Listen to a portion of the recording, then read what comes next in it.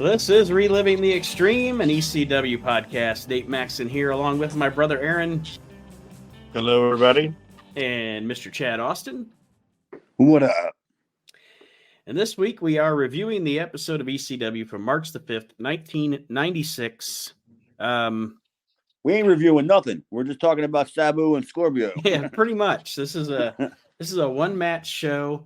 Chad, you haven't been able to, we had all kind of miscommunications and technological things and shit going on the past couple of weeks, and Chad was unable to be here, but so I haven't got to ask you yet, I guess, just to kill a little time here. You haven't been on the show since CM Punk made his move, and I know you're a Punk guy, so I just wanted your opinion on that. What do you think of CM Punk back in the WWE? I'm glad. I'm happy for him, man. I mean, and he seems happier. Like, dude, I've made that comment a couple times that he seems like he's having a good time for a change. And you know, he hardly ever saw him smile before. Now he's happy to be there, and he's it's a good environment for him. Sounds like it's less stress. Yeah, I'm happy for him. What do you guys think? Oh, go ahead, Aaron. You go ahead. I was just going to say that it is a different environment because this, it's not so much Vince anymore. And then also, Sometimes you got to go somewhere else to realize where you're at is better than what you thought it was. You know what I mean? Like, yeah, but it might not be Vince, but it's still his doofus son-in-law. Yeah, but what I'm saying, yeah, but like I'm saying, like he had to go somewhere else to realize, hey, I thought this place was bad, but compared to others, like at least it's professionally ran and they know what the fuck they're doing. Yeah, you know what I mean? Like, so that's how I look at it. I don't know what the hell's going on with AEW, man. My buddy that works there, man, he's not telling me anything. He's just happy that he still has a job. You know what I mean? He's like, dude, I don't know what's going on here. You know, it's like chaos backstage and nobody knows what the hell's going on. Like nobody knows who's in charge of anything. You know what I mean? Tony Khan's half the time not even there, he says. So I don't know what's going on. So he's just happy he has a job. Yeah, well, and that's one of those things where it's like, and I'll speak on Punk in a second, but it's the whole thing of, I know that there are people that are like older guys in the business or old school fans that kind of, I don't know why, but they kind of malign the WWE for being what it is. But at the end of the day, it's like Scott Hall said, it's one of my favorite lines of all time. Everybody always wants to call it the wrestling business until you start treating it like a business. Yeah. And WWE is the industry leader. They're the NFL of wrestling, whether people like their product or not. And it's, like you said, it's like you can go there and maybe you may not like your push. Maybe you may not like everybody you work with, but are you anywhere you work in any profession, you're not going to like everybody you work with. Yeah, but do you like going to the mailbox every 2 weeks? Yeah, exactly. It's a professionally run fucking company. And even more so now because it's not even run by the people that run the WWE. I mean, I know Triple H and Nick Khan are running the WWE part of it, but as part of a bigger umbrella, you have even more confidence in your company that it's going to exist in 2 years, that your checks are going to clear. You're going to go to work and it's going to be a professional environment. Like you said, Chad, who knows what the fuck's going on backstage at AEW? It sounds like they're chasing their tail every week. Yeah, and them people posting them pictures, man, of them empty arenas. Oh, that is oof. That is some shit, isn't it?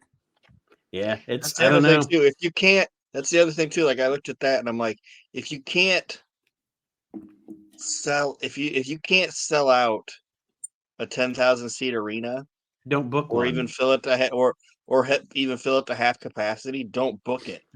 But they're not even running really 10,000 seat arenas. They're more or less running in the 5,000 capacity, and they can't even get half of that. I mean, it is sad when people. I really don't like looking at that stuff when people post them pictures and all, but it does make me kind of chuckle to be like the way they kind of like run their production and make it sound like it's the big leagues and all this other stuff. And you're like, well, for who? Yeah. Yeah. I mean, Buckaroos? if you think about, you have sometimes you have to take the other strategy.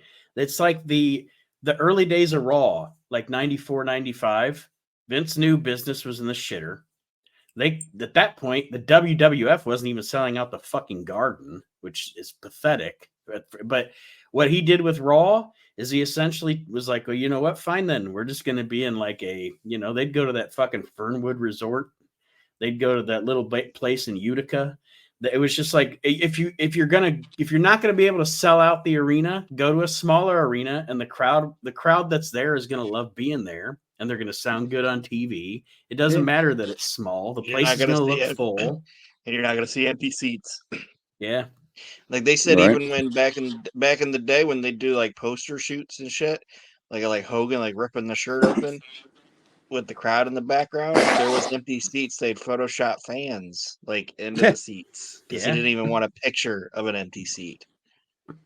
Like if somebody went up to take a shit or something, they just replace him with somebody. They just draw people in there like an episode of Seinfeld with the picture. when he photoshopped his boss out of it, the dude just drew a picture of a guy. They just have cartoon characters in the seats. That's what it seems like, man. It's pretty sad, dude, honestly.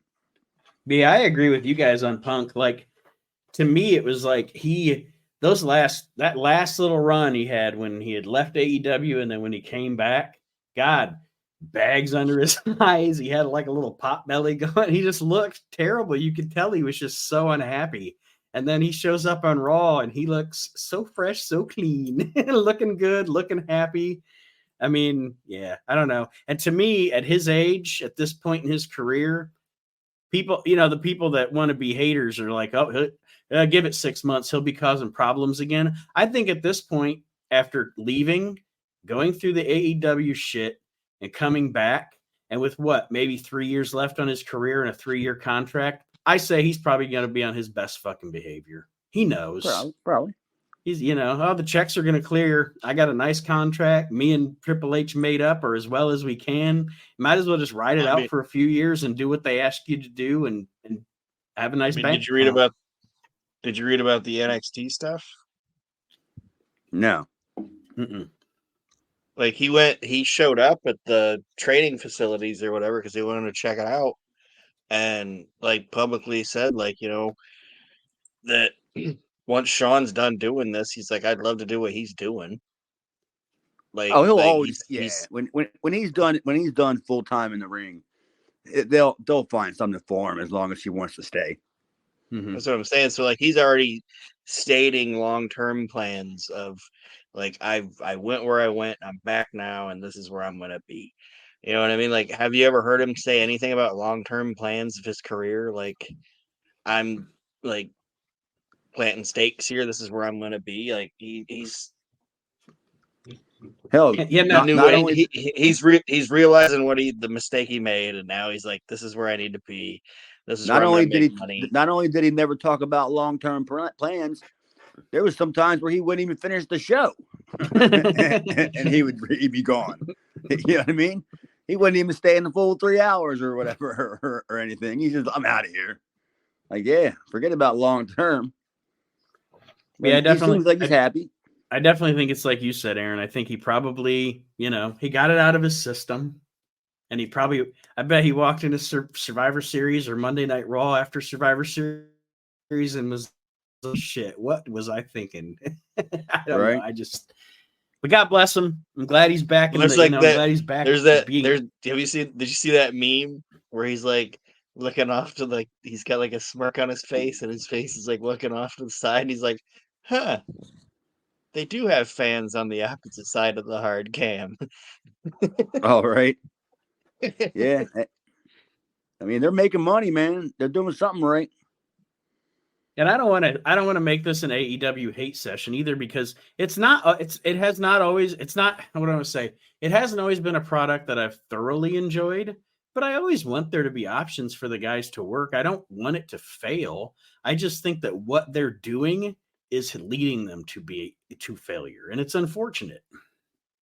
Yeah, guys are getting hurt way too often for, because, there's no nobody to pull the reins back for, you know what I mean? They can just do whatever the hell they want, whether it's good for them or not good for them. They're just killing themselves. And now you're going to lose Kenny for about a year, maybe even longer. I mean, so that's your one of your number one guys gone right there. Jericho's not going to be on top or be around all the time. Actually, Jericho will probably be back in WWE within the next year and a half. Yeah, probably when he finishes out his career like everybody else does. Yeah, it just seems like it's a shit show over there, man. It's disappointing, honestly, because I want there to be more options. I like I like options. That's good. The only smart thing I've heard them talk about recently is the fact that they've had Daniel Bryan helping out, or Bryan Danielson, whatever you call him, helping out more. Like he's finally maybe taking advice from an actual guy that knows the wrestling business and a guy that people respect. You know what I mean? But yeah, I heard that too. It doesn't make it doesn't make any sense to me because like they'll have guys like Arn's gone now. They'll have like Jake Roberts or whoever managing these guys but having no creative input, but then you're gonna fucking hire Orange Cassidy as an agent.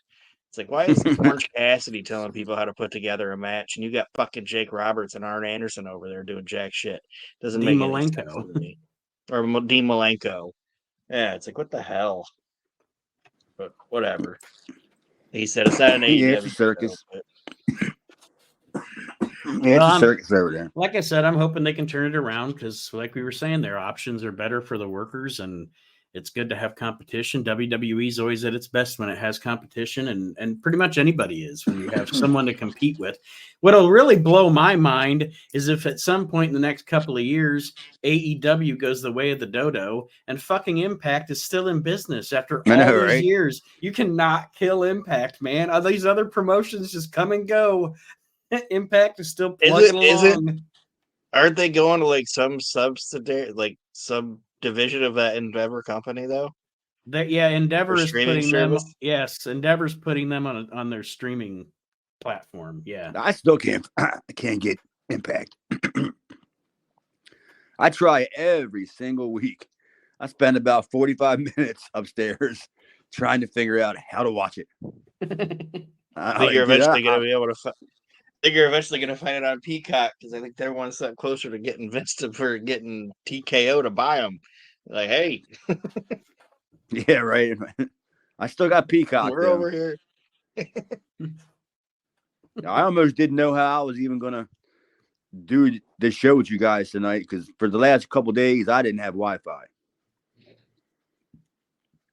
and so I was just like, luckily, I mean, it just came on like today. And it was odd because I haven't talked to anybody in like the last day and a half because I haven't had no reception, no Wi-Fi. And then all of a sudden, out of my blue, my mom just calls me tonight. And I'm like, oh my God, the phone rang. Because I was telling her, I was like, dude, I got to do a show tonight. And I didn't think I was going to be able to do it because I didn't think I was going to be able to get, to log on. But sure enough, man, it came through at perfect timing. Well, like I said, on it. Go ahead. I was just gonna say last thing. I know Impact's become TNA again. The reason they're still around, honestly, is they decided a long, long time ago that you can't beat the WWE. So guess what? We're not even gonna try to. No. You know what I mean? Like it's like we're never gonna be able to compete with them. So let's just cater to the audience that likes us and stick with them and just count the money that's in our little pie. You know what I mean? Like let's not try to make the pie bigger. Let's just eat from the trough we got. You know what I mean? And you know what I find funny? I find is Bubba Ray is on Busted Open like pretty much 3 days a week, 4 days a week, right? He never puts over TNA. and like he works there. Like he never talks about it. Like they pretty much cover every wrestling show of the week. There's pretty much something going every week. I mean, every night of the week. And the next day on Busted Open, they'll talk about the show the night before. Never talk about Impact at all. It's amazing. They talk about the independents more than they do about Impact. Dreamer's on there too, and he doesn't talk about Impact either. No, Dreamer talks about it more than Bubba does. And that's not even saying much. I don't even know who's on Impact other than Bubba. Like, who are the top guys there? I have not watched Impact in 10 years. I have no idea. I think the last time honestly, the last time I watched any of it, like with any consistency, well, I guess technically I did watch a little bit of it during the pandemic, but watching it with any consistency, I haven't watched it since like Bischoff and Hogan and all them were there. The Aces and Eights stuff. Saban and Shelley are still there. Eric Young, Josh. Same people that were guy. there, basically. Yeah. Yeah, they got, like I said, they got their little crew. They got the guys they like, and they're like, okay, we're gonna be over here doing our thing. We don't want to fuck with you, Vince, or like we don't want to fuck with the WWE. Whatever, we'll just do our thing and leave us alone. And that's what they do. And that's why I'm not saying they're the greatest company in the world or anything like that, but like I said, they don't have their faults. But I think that's a smart business model of let's not even try to compete with them. Let's just keep the people that like us happy, and that's what. Yeah, I'd love to watch it. I never, and right now I'm still trying to figure out how I'm going to watch Ring of Honor. What is that on? I have no idea. Yeah, is it even on? I thought. Yeah, I think it's on Fight. Oh, for Christ's sake! So it's not on. So I got to download an app to even pretend to watch Ring of Honor. I would have loved for them to just to take They got what? AEW's got 3 shows. Yeah, Dynamite. Yeah, instead of having Dark Elevation, the Impact, or whatever they fucking call it, just make it Ring of Honor. Yeah, exactly. That's what I thought they were going to do. Well, who knows? They still might do it, but I mean, by then it'll be too late. Nobody's going to care anyway. I don't know anybody that's in Ring of Honor. And then, they might not even have a network. They might not even have a network in a year. Well, I was going to say, and then when WWE eventually buys AEW, then they'll be able to buy all of the Ring of Honor shit without ever even having to buy Ring of Honor. Tony Khan did the work for them. Yep. And when everything gets liquidated, yeah, that's going to be something, dude. You know what's going to be a fire sale probably. Who buy it for cheaper than they bought WCW? Oh my god! Like we could buy it. We should put our pennies together and fucking make an offer. We could run Ring of Honor. Well, I'm wearing my Ring of Honor jacket right now, honestly.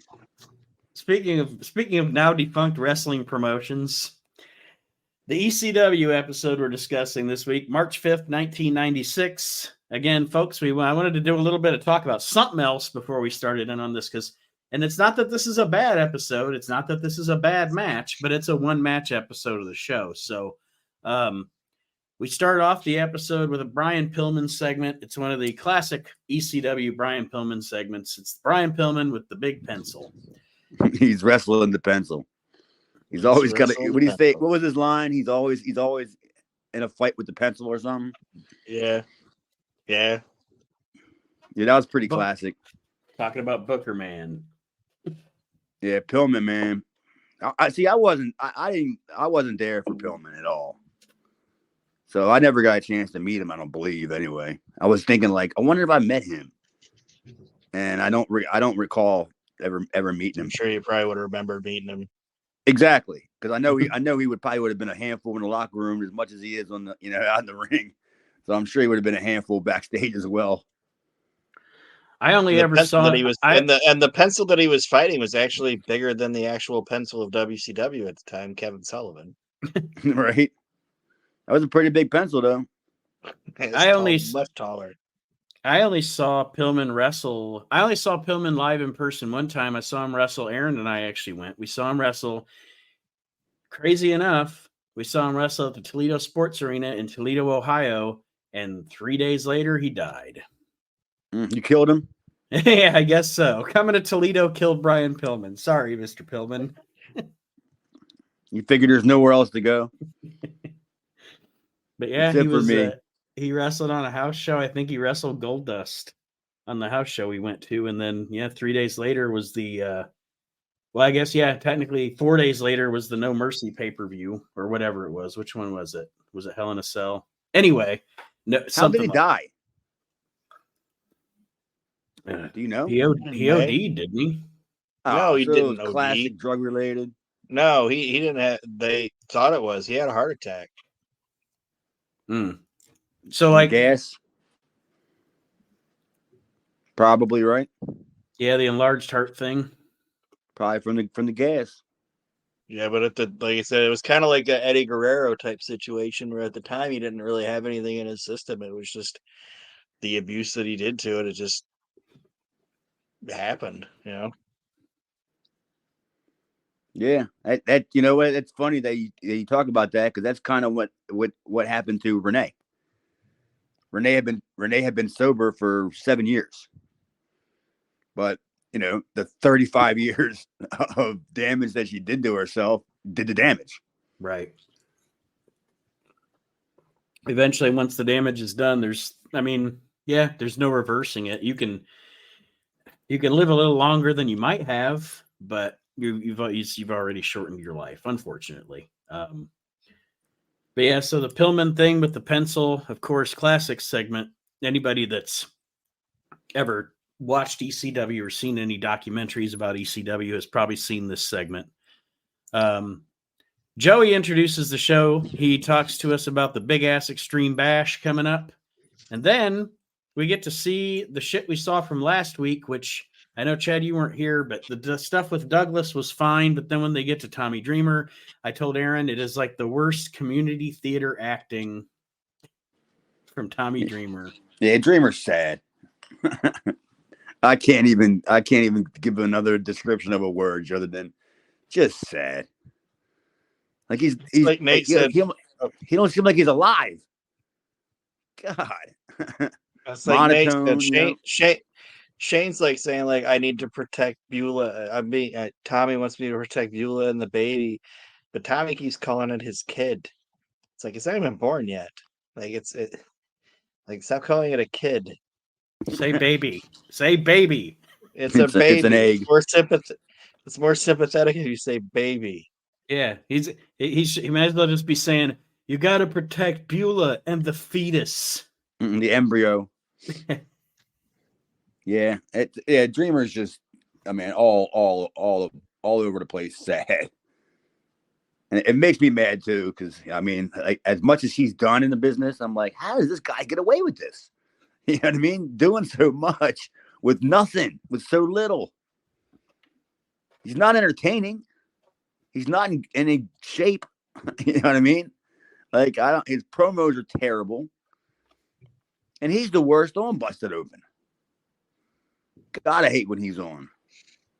I've always been like, I don't understand why that guy was so over with that crowd. I just never got the Tommy Dreamer thing, but we have many more years of watching him here in ECW as we go through the episodes. Unfortunately. We then, after that, we get footage of Sandman caning some jobbers in the ring. More footage from CyberSlam, and then we go into the match that is featured on this week's episode, and it is for the ECW World Television title. It is Too Cold Scorpio versus Sabu, and it's a really good fucking match. Yeah, decent amount of time too. They gave it time. Yeah, I don't have a lot of notes on it. So I just kind of had a couple questions, like, either one of you can answer or both of you can answer it. Is one of the questions what happened to the rest of Scorpio's trunks? Because when he wears them blowout tights, like the ones he had on in that match, he used to have a pair of one underneath of it that you wouldn't see his legs or anything. And I'm like, he never wore them in like ECW. Like, whatever happened to the rest of your trunks, dude? Sold them probably. But no, the question I had is do you guys think Sabu in this form, if he would have went to like not WCW because he did there for a little bit, but like this form of Sabu, do you think he would have worked in WWF? If they would have let him do his shit, that's probably the biggest problem, right? Letting him like do all that stuff. I can't see him wrestling like Dean Malenko. You know what I mean? A Dean Malenko style.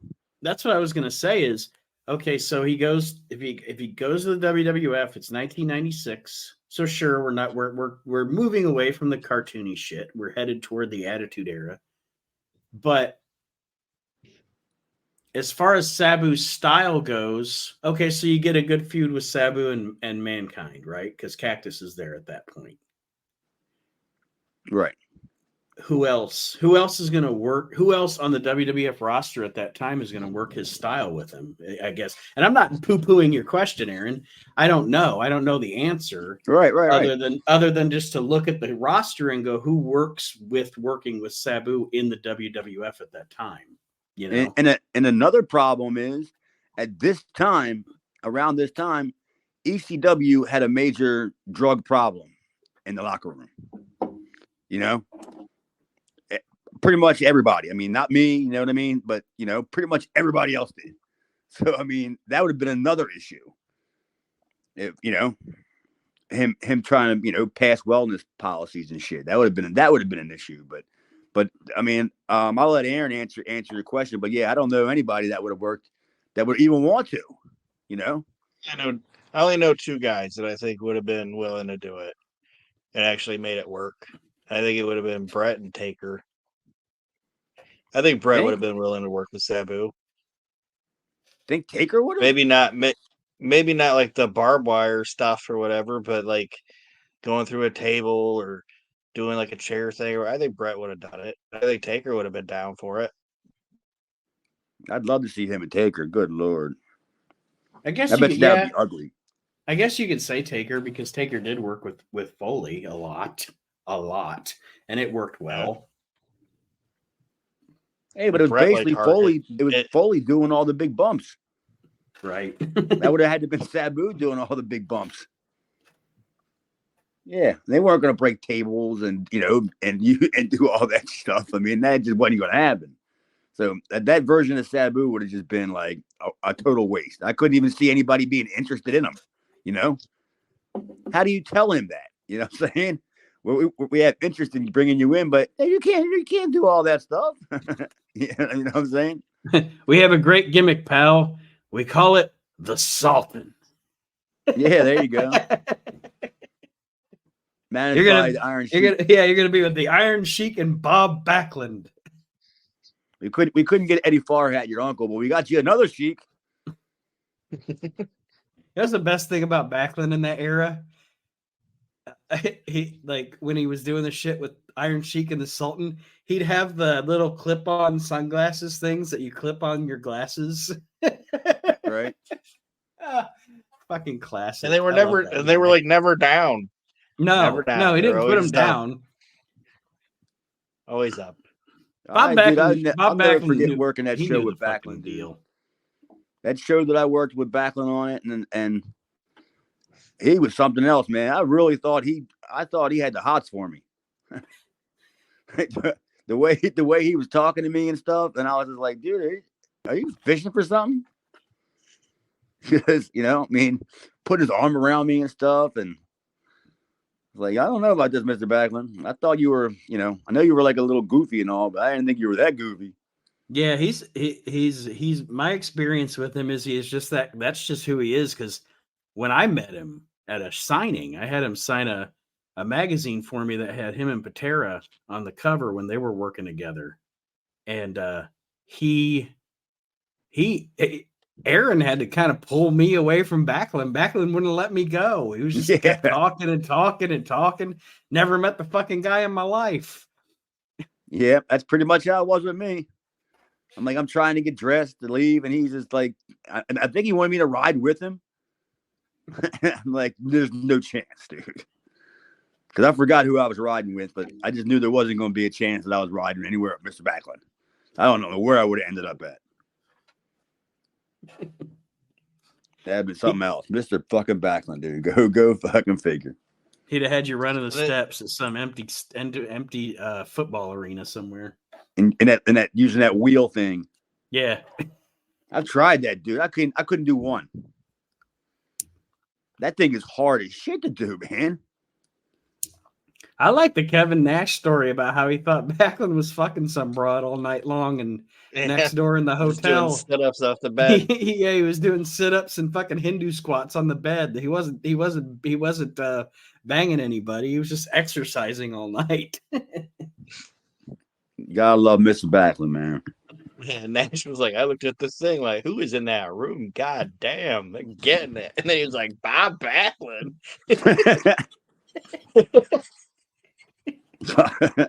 I would love to see Nash's face when he found out that it was Backlund. That would have been priceless, right? Classic. And then the other question I had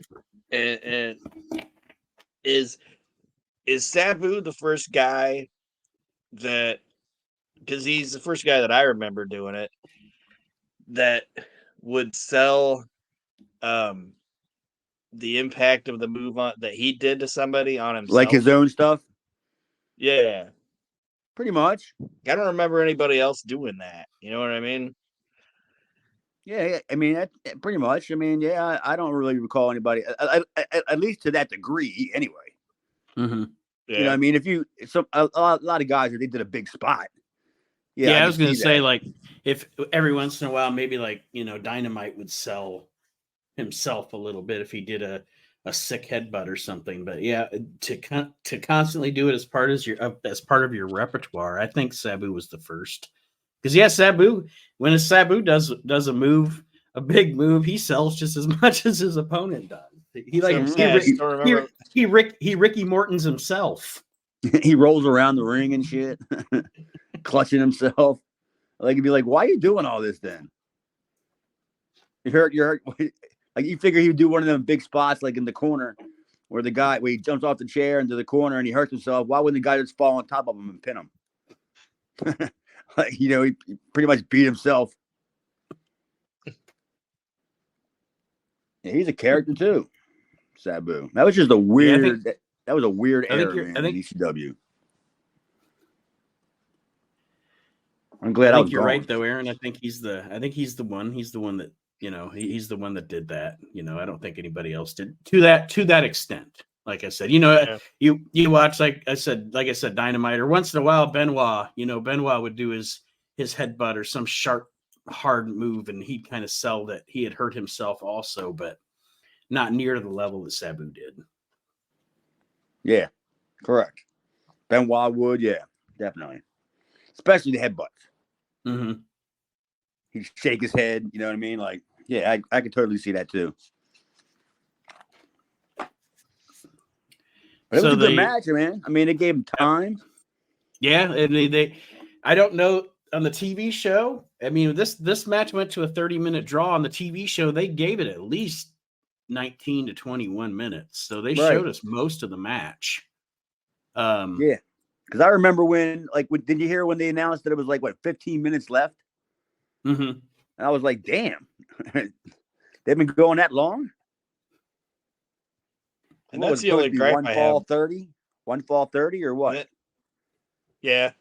And that's the only gripe I have with it, because especially in front of an audience like that, when you have the announce guy start saying how much time is left in the match, then everybody knows. Like, okay. Dude, I was so waiting to hear the groan.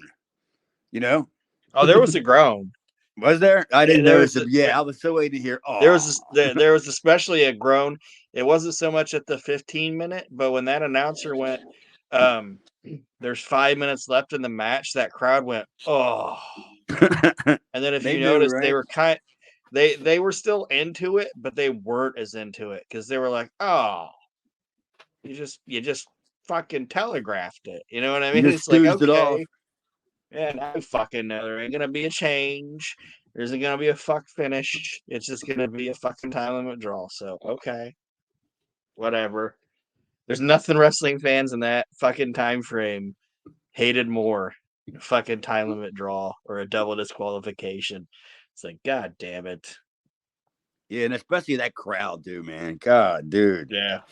I can't imagine why they did it that way. You know what I mean? What they expected. I mean, but they tore the house down pretty much. So I mean, it could have been worse, honestly. You know what I mean? The match could have been shitty, and then they still went to a draw. You know what I'm saying? Yeah. At least they did some shit. I think they would have got a better reaction at the end of the match from the crowd if they would have just not told people how much time was left in the match and just let the bell ring and then be like, oh, time limit. You know what I mean? Yeah, right. People aren't paying attention and being like, oh, this thing's been going for 30 minutes. They're engrossed in it. You know what I mean? When you start telegraphing it, and then people are just like, well, all right. Yeah. It's going to be a fucking time limit draw. Yep, that's pretty much how it goes there, especially with them people, man. You know, we start, like you said, Aaron, telegraphing it. Oh, my God. You can just, you know, like I said, feel the rumble coming. Oh, no. They're gonna push this all the way to the end. Like, I would have loved to see like a finish come out of nowhere, but you know, last 30 seconds, you know, that never happens, does it? Not that I recall off the top of my head, anyway. But I guess they had to bring it back, right? Yeah, and you're right. That would be cool, though. Yeah, actually, that would be fun. Make the crowd think it's going to go to a time limit draw, and then, like you said, Chad, like when they're counting down, like 30 seconds left, and it's like 1, 2, 3. Holy shit! The crowd would have not expected it, for one, especially once you start stooging it off like that. Yeah, well, and that's the other thing. Actually, I have written down one of my notes is something about the time limit thing. Is the match is fantastic. There's not a dead spot in the match. Of course, like I said, they probably edited about 9 minutes out of it, so maybe there was the only dead spot. Something. The only dead spot in the match is when Sabu goes to that table and Joey Styles is like, "Oh my God, he's dead." Yeah, oh my God, he's dead. That table went busted apart, didn't it? Yeah. God damn, a table shattered. I had never seen a table break like that. Like, it wasn't a clean break. It was all like ragged and, you know what I mean, jagged and stuff like that. I was like, damn, boo. How'd you do that shit? That probably hurt. It's kind of like that the Mind Games match between Shawn Michaels and Foley, when Foley, like, I've never seen anybody just go like through the center of the table and just put like a hole in the center of the table, but that's what Foley does at that Mind Games show. But no, what I wrote, he was like that scene in Money Pit where they fall through the floor and get stuck in the rug.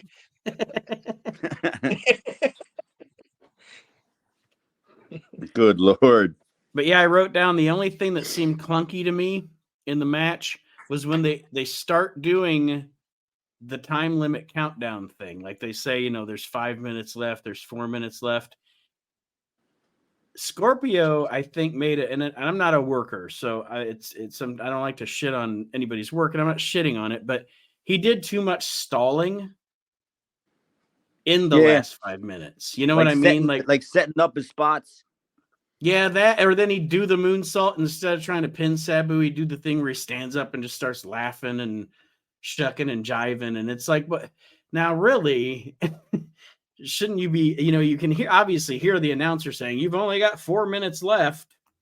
But yeah, I mean, and it's a minor complaint, no big deal. The match, and then he would hit a big spot, and he would just like get up on his knees, and just kind of like sit there, like not even trying to go for a cover or nothing, just sit there, or like you said, stand up and just kind of like start chuckling, like go for the cover, man. At least try.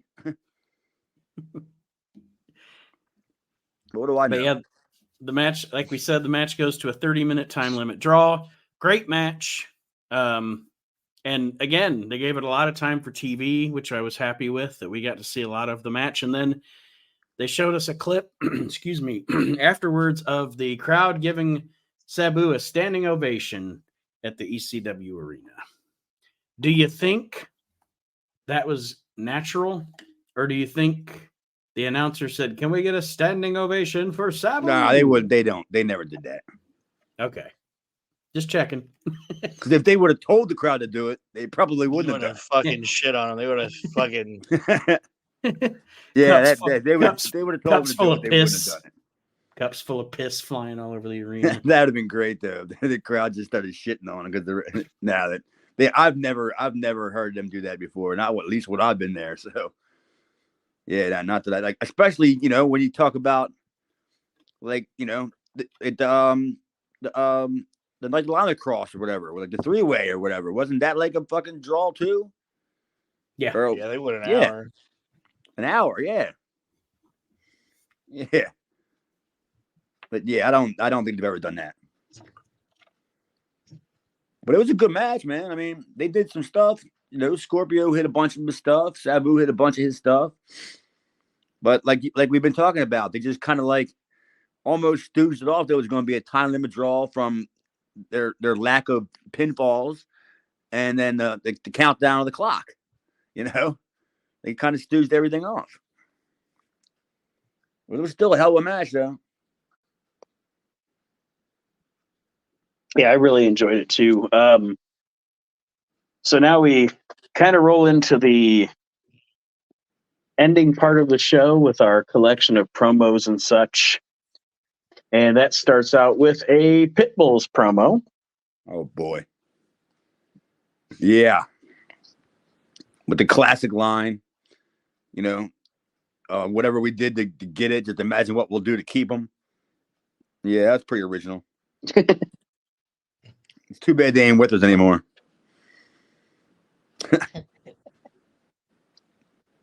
Rest in peace, Gary. I'm sure he is napping right now. Hell, for all we know, he could be dead by now. Nobody just knew about it yet. They weren't got out. I was gonna say I haven't been on the internet in a few hours. Could have happened. Yeah, I haven't had internet the last couple of days, so I ain't seen nothing either. Yeah, we better check on him after the show. Any of our listeners out there have any information on if Pitbull Gary's still alive? Let us know. Or what Walmart he's working at. Aaron, your thoughts on the promo? It is what it is. I mean, I don't think Pitbull 2 should talk. Like, he's a scary fucking individual, but his voice doesn't match the look of him. You know what I mean? Does that make sense? Yeah, he's a bad dude. And he looks like, and I know he's a bad dude. He looks like a bad dude, but it's kind of like, yeah, his voice just does. I think he should be a guy that just, I think he's better if he doesn't talk. You know what I mean? In my opinion. Yeah, just be the menacing guy in the background. Yeah. Yeah. Just growl. Pretty much. Do the independent wrestling growl. Just let Gary Wolf cut a shitty. Yeah, just let Gary Wolf cut a shitty promo, and then you stand there and look imposing. Yeah. Yeah. Cookie cutter. But the gimmick they got going into this big ass Extreme Bash thing is that they were supposed to get 2 title shots, but they only need 1 because they want to end up fighting the Bruise Brothers because the Bruise Brothers turned on Tommy, so now they want to get revenge for Tommy. So that's the gimmick going into the show. Oh, see, I didn't really catch that, honestly. But I did see where they showed the brothers posting Tommy's balls gimmick. I did see that. I can't believe they were still there. Or were they gone by then, really? The Bruise Brothers? They were gone, but then they came back and turned on Tommy, and now they're with Raven. But they didn't stick around long then, did they?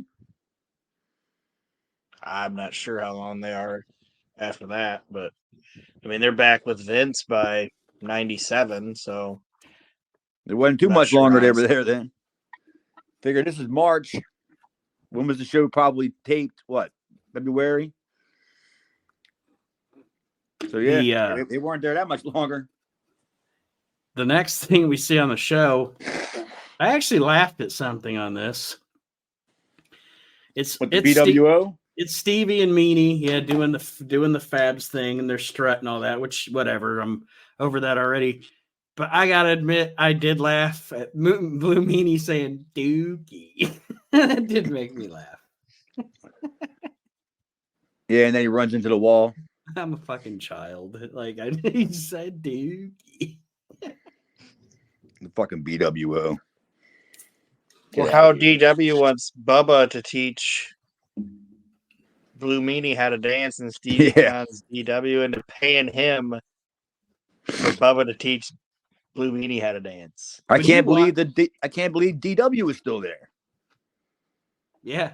I thought he was gone. There was a lot of guys that I couldn't believe had just still hanging around for whatever reason. I don't, because I know I haven't done a show with you guys in a while, so I haven't really been watching it. But I'm like, these guys are still there. I watch some of this stuff that they do, some of these things that they do in like backstage, or that they record backstage, or that they record in the hotel rooms or whatever. And I think to myself, as crazy as it is this just crazy, or is this cocaine fueled? Because some of this stuff is just like fucking wacky. Like cocaine or fucking somas. Yeah, there have to be drugs in that room. Yeah, a lot of somas going on in that locker room, dude. That I can tell you for sure. Then Bubba and Meanie end up doing the Marx Brothers mirror routine. Yeah, that was dumb. Fun. Yeah, that was stupid. Oh, Bubba. Good Lord. He looks pretty good now. Have you seen him? Have you seen him recently? Yeah. He's in good shape. He's in the best shape of his life, I think. Yeah, and he's pretty much my age. And he finally got himself together at 50. That'd be like me starting to go to the gym now. For what? If I never see it, and if I never see a naked Brian Pillman sitting on a white leather couch again, I'll be happy. I didn't realize he was naked at first. I thought I didn't really catch it. But then I'm like, yeah, he is fucking naked. With his legs crossed. Why are you naked? Why are you naked on a leather couch? I was like, are they gonna start playing? Are they gonna start playing the crying game? What's going on here? Was that the end of it? You're a man. If you're a man, you never sit naked on anything leather. It's just not a good idea. Or vinyl. Yeah. I don't even think he put a towel down. Like this. Yeah, I was just watching an episode of Three's Company the other day where they were playing strip poker. And Larry made a comment about next time we decide to play strip poker, Mr. Furley, can you not use vinyl chairs? That's what I thought of with Pillman sitting there on that sofa naked. It's gonna make a funny sound when he gets up, like his butt's sticking to it. Old sweaty butt. Like it's gonna be like an outline, just like his dick and balls. It's like two half moons and a big line going down the middle. Hey, look, it's the loose cannon. All right. The loose stool cannon. Yeah, that was not the greatest look for Pillman. No, I did not enjoy that. I was like, this is my least favorite Brian Pillman promo ever.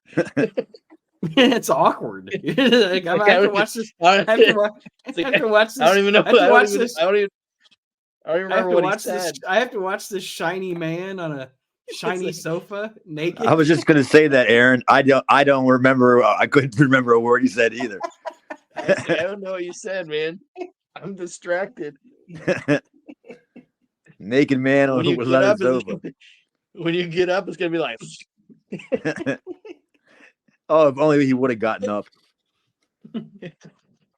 or repositioned himself, and you hear the butt coming off the seat.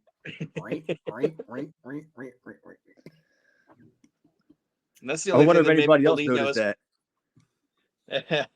That's the only thing that made me believe this is actually probably his house. Because if he would have brought that up at any other dude's house, it would have been like, "You want to do what? You are not." You are not. Yeah, you are not putting your naked yam bag on my sofa. My goddamn leather sofa. My expensive ass leather sofa. I don't even let the cat sit on it. It's sweaty ass.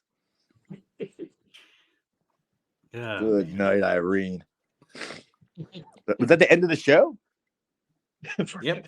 To me, it was they could have been showing me 10 more minutes of Sabu and fucking Scorpio, and I wouldn't have remembered that because I couldn't get the image of Pillman out of my mind, naked on a leather sofa. What's the matter with you? I'm yelling at my phone. Why did I just go blind? What are you doing, Pillman? Nobody at my house, and then you hear me yelling at the phone. Like, you're naked on a leather sofa.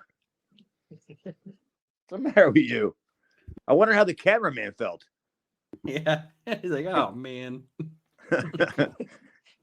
Knocks on his door, like, come on in. They're like, yeah, all right, well, welcome to my house. Okay. He's like, you could have at least put a sock on it. Yeah, do you want me to give you a couple minutes to get ready or anything, Mr. Pillman? No, I'm ready. Oh, okay. I guess we'll start when you're ready. Classic. But was that the end of the show? That was the end of the show. They signed off with a naked Brian Pillman. Oh, you got JT, the Eliminators, then Taz and Bill Alfonso, but that was pretty much it. Yeah. Dude, I can't get enough. I cannot get enough of that when they total eliminated Francine. God damn. Did they kill her with that thing? Because she's small and and thin and frail enough as it was, but when they hit that on her, dude, and they replayed it, I'm just like, God, they murdered her with that total elimination, man.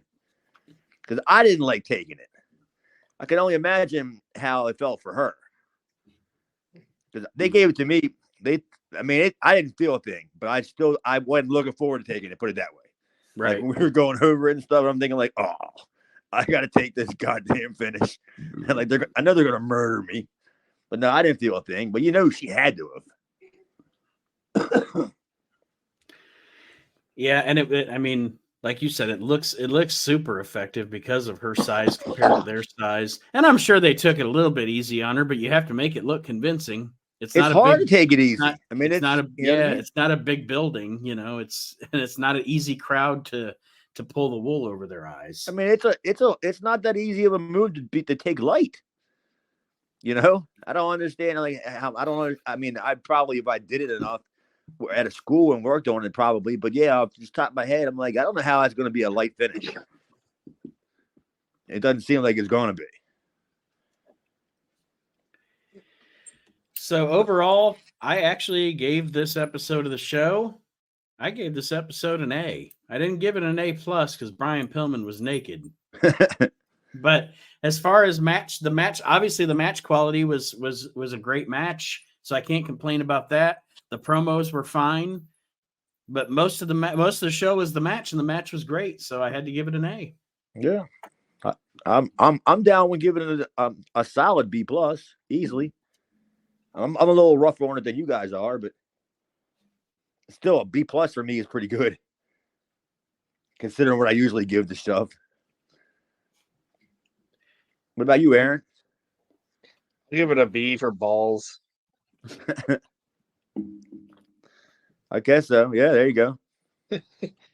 Brian's balls. We give it a T for taint. I don't know.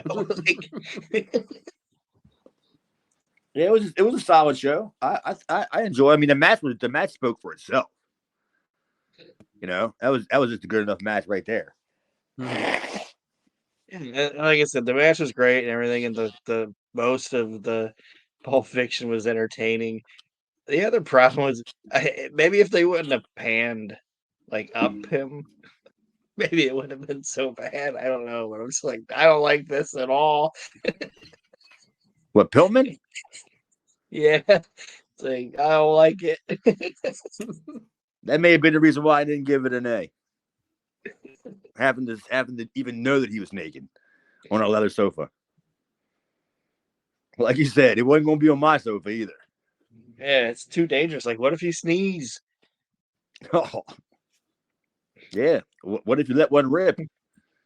Or you think it's gonna be just a little toot toot. It's a little scoop scoop. Yeah. Yeah. Have him get up and there'd be a little brown spot on the sofa. Oh, sorry, guys. Over. Sorry about that. You see the cameraman come in with a rag. He's like, "Don't worry, I was a fluffer. I know what I'm doing." Well, being a fluffer and being a fucking shit wiper upper are two different things. Yeah. Kind of. There's between that and a scat man. Is that a job now? Scat man. Like a gaffer, key grip. Scat man. Scat man. That's classic. Oh. Scat man. Time to go. Time to go. They show all the credits at the end of it. They show the credits at the end of it. Was the scat man Rob Feinstein? Oh, probably. One of his boys. Rob, we need somebody to clean up some fucking poopy. I ain't doing it. Could you get one of your kids? Bye, everybody. We'll see you next week.